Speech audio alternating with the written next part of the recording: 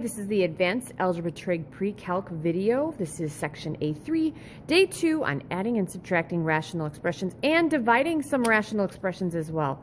A little more complicated than the last time as far as the division goes. I think I only gave you one or maybe two of the more difficult ones. All right? So, fun fact about me. If you are like, gosh, she writes so fast. Guys, I was a history minor in college and I wrote everything down that my professors used to do. So I usually write pretty fast. So I'm going to try to slow down. And you can always press pause. Isn't that awesome? Like in school, you can't press pause. All right, we're going to start with adding and subtracting. And I don't think I have much. I'm just looking at the notes that I do have here, you guys. I'm having 1, 2, 3. I got 3 examples of this. Okay, add or subtract. Now, just like last time, what I'll do is I will do the first one with restrictions on the x's. Like I said, there's not much homework that you have to do where you're actually adding, subtracting, or multiplying and dividing and finding those restrictions, but I will do that. All right, first one. 2x minus 1 over 3x squared plus 13x plus 4. That's going to be plus x plus 3 over x squared minus 3x minus 28. Oh, we are just getting right into it, guys. All right, I don't even think I gave you guys a really easy one, so maybe I'll make up an easy one later. But I feel like we can do this. Looking at your homework, I feel like I got some smart kids out there. All right, first thing I need is a common denominator. These things don't look common at all. So the first thing we're going to do is factor the denominator. Notice that whole theme of factoring all the time? 2x minus 1 I'm going to leave alone. X plus 3 I'm going to leave alone. Let's factor this guy. 3x squared is a 3x and an x. 4 is probably going to be 2 and 2, but it might be something else. Outside 6, inside 2, that's not giving me 13. So I was wrong. Let's go with a 3x, an x, and then a 4 and a 1. Outside I have 12, inside I have 1. 12 plus 1 gives me 13. Makes sense because they're both positive. All right, next one. X squared is x, and x. 28 factors of 28 that add or subtract 3. 7 and 4. Positive 4 minus 7. All right, so then the next thing I'd say is, okay, guys, what do I need in my denominator? What do they have to have in common? Well, they already have the x plus 4 in common, so I'm good with that. So they have an x plus 4, which I need. What else do I have to have? Well, there's a denominator of a 3x plus 1, so I'm assuming that has to be in the common denominator. And an x minus 7. That would have to be in the common denominator. So let's go back to the top and see what I have to multiply by. In this guy right here, in order to get this common denominator, I have to multiply by some form of 1. So when I'm looking at some form of 1, it looks like I have the 3x plus 1 already, and the x plus 4, I need an x minus 7. So I'm going to multiply that by x minus 7, okay? So what that means is, I'm going to try to make this a little easier, okay? I'm going to have to multiply these together. So I'm going to have an x minus 7 times a 2x minus 1 plus. If you want to multiply those together right now, you guys, you totally can. I'm going to get to that, okay? Next thing, in a different color. Okay, this guy has the x plus 4 and the x minus 7. It needs the 3x plus 1. Right? So, on this side, I'm going to have an x plus 3 times a 3x plus 1. All right. I'm going to actually bring this down here. I'm leaving my denominator alone. You always do that until the end. Well, actually, not even till the end. You don't even have to multiply the denominator out, which is good because it's kind of a pain in the butt. All right, looking at the top, this is going to give me a 2x squared minus an x minus a 14x plus 7 plus, I'm going to have a 3x squared plus an x plus a 9x plus 3. Leave that denominator alone. All right, let's combine some things here. All right, the 2x squared plus the 3x squared is going to give me 5x squared. All right. Next, I got all these x's. This gives me negative 15x, and this gives me 10x. Negative 15 plus 10 is negative 5x. And then finally, I'm going to have 7 plus 3, that's 10. Then the last thing you always do, you guys, is that you're going to look for a common denominator. Or I'm sorry, you're going to see if you can factor and see if things divide out. I definitely have a 5 in the top. So I'm going to have a 5. Left on the inside is x squared minus x plus 2. And that's over x plus 4 times 3x plus 1 times x minus 7. All right? Now, can I factor this guy? Let's think about it. This would be x squared and x. 2 is just 2 and 1. I need to make this negative 1. I have a 2 and I have a 1. If I made this negative 2 plus 1, I got it. The problem is, doesn't this mean I have to have the same sign? Therefore, I can't factor it. This is my answer, and I'm going to do this one and say, okay, x cannot be equal to, this would be negative 4, this would be negative 1/3, or positive 7. That is my answer. Okay? So you have to find a common denominator. Now, if that blew your mind, which it might have, okay? Let's just make up another one real quick. Okay, let's say that I have 4 over 2x minus 5 over 3. Okay? Kind of the same thing as before. Okay, I need a common denominator. I need to have something that they have in common. Well, these guys don't have anything in common, so would it make sense that I need a 2x and a 3 in both of them? So if you want to just do a 2x times a 3, you can. We know what that's going to be. So that's going to give me a common denominator eventually of 6x. So what do I need over here? I need to have 3 over 3, right? And that would give me 12. And I have minus. What do I need over here? I need a 2x. This is going to give me minus 10x. All right? I like it so far. So I'm going to have 12 minus 10x all over 6x. Okay, these two guys can't divide out because the 12 is being subtracted by 10x. You can't do that. So we're going to factor the top. Doesn't that have a GCF of a 2? That's over 6x. All right, guys. 2 goes into itself 1 time, and 2 goes into 6 3 times. Your answer is going to be 6 minus 5x all over 3x. That is it. It's a little easier one for you. Okay? Okay, so that brings me to, I think it brings me to my next one. So that would be, yep. Let me see, my first one, did it have the 2x? Yep, 2x minus 1. Okay, second one. That was this is going to be my third one. So I kind of put that one in there to help you guys out a little bit.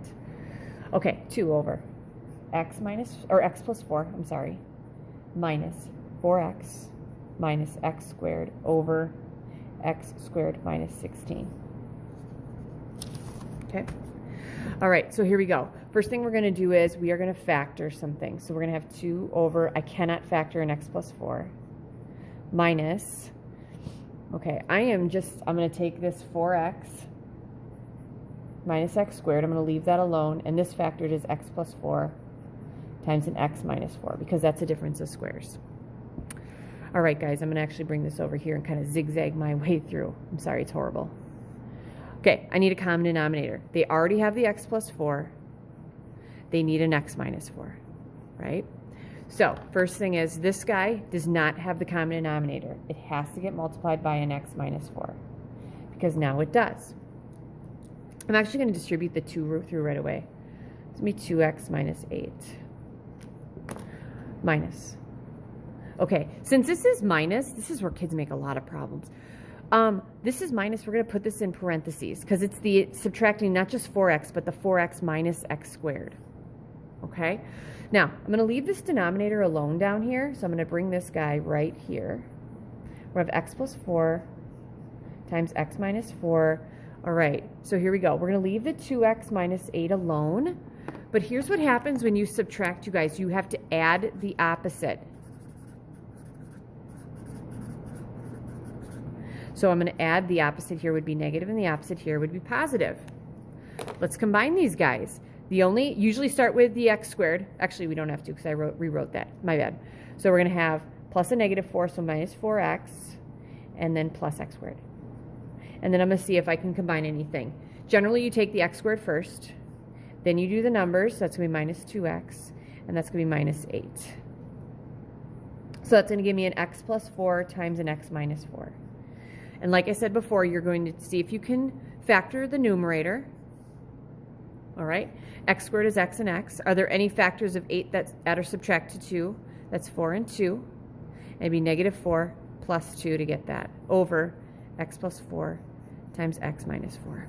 All right, so here is my giant one, and we're left with x plus 2 over x plus 4. All right, so there that is. So that one had a factoring that it actually divided out. All right. Ooh, then I like this one. This is fun. Number 4.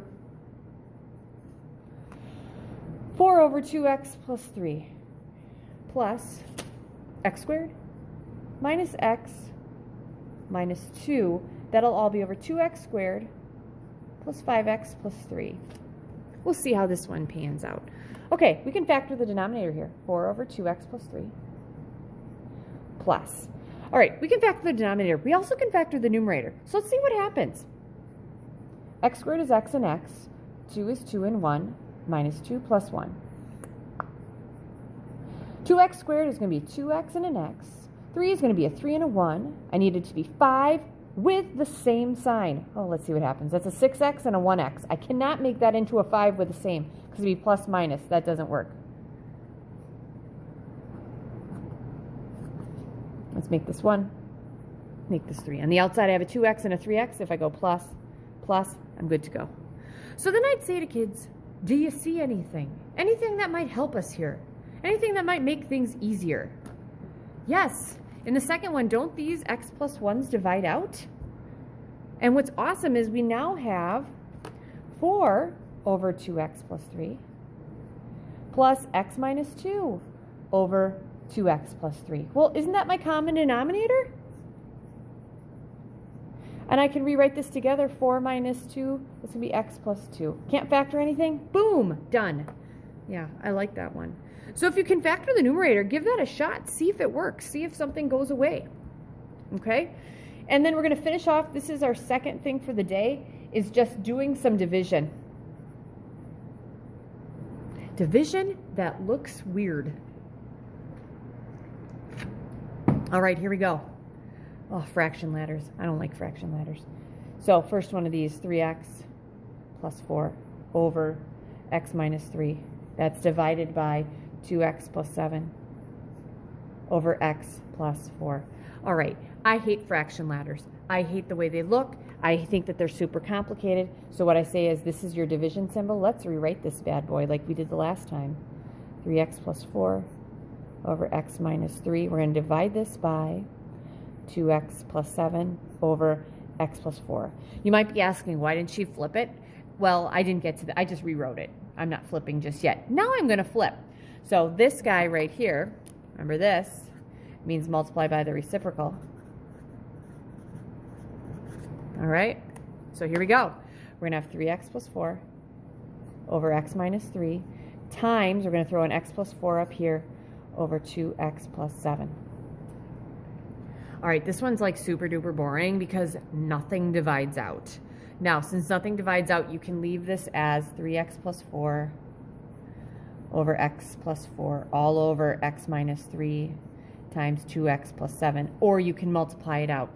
So on the top, we'd have a 3x squared plus 12x plus a 4x plus 16 over, here we'd have 2x squared plus 7x minus 6x minus 21, which will leave us with 3x squared.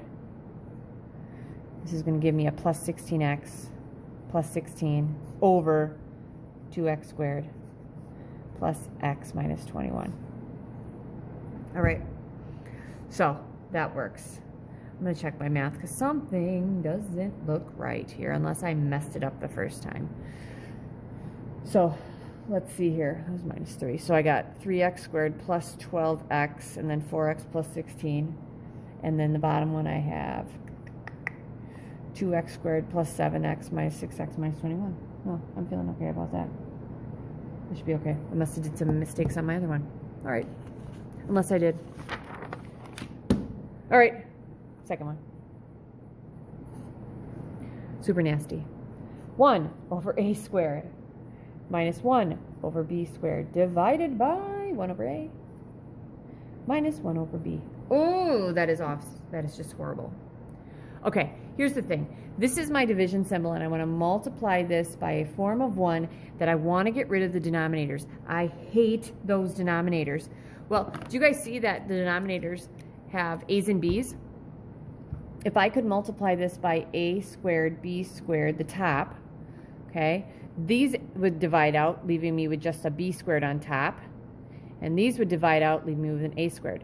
Essentially, if you're having a hard time visualizing it, we have to distribute this through, all right? Now, since I have to multiply the top by a squared, b squared, I have to multiply the bottom by a squared, b squared. Same thing. All right, so here we go. If I multiply these two together, the a squareds divide out, and I'm left with b squared, okay, minus, if I multiply these two together, the b squareds divide out, and I'm left with a squared, over. On the bottom here, if I multiply this guy by a squared, b squared, one of the a's divide out, and I'm left with an a and then a b squared, minus, over here, one of the b's would divide out, with an, and I'd still have the a squared. That'd be a squared b. All right, then the next thing I'm going to do is on the top, I actually can simplify. I can factor the top and I can factor the bottom. So I'm going to go over down here. Top, that's a difference of squares. B minus a times b plus a. I know all those variables. Where do the numbers go? All right, then on the bottom here, this has an a in common with that, and that has a b. So I'm going to take out an ab. If I take an AB out of an AB squared, I have B minus. If I take an AB out of an A squared B, I have an A. Here we go. These are gone. And I'm left with B plus A all over AB. And I'm feeling okay about that.